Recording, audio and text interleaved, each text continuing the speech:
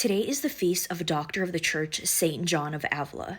Now, this was a very influential man who was actually very close to many well known saints, and his teachings were very influential. But there was one particular thing about his background that truly struck me, and I think all of us need to hear it. St. John of Avila was a child of wealthy parents, and when his parents passed away, he gained a large inheritance. With this money, he invited 12 poor people to a feast.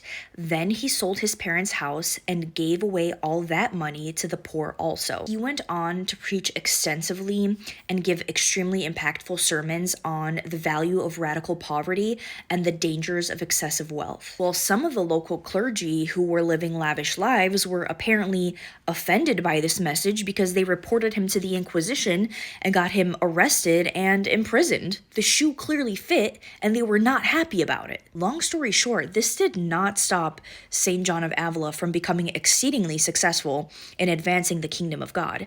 But hearing what he says makes you want to reflect and ask yourself, how often am I thinking of myself? How often are we saying, I want this and I want that and me, without ever for a second considering serving others and stopping to help our neighbor who may be experiencing greater suffering than ours? And how much do we trust that as we care for the needs of others, that God will provide for us and that He is always faithful?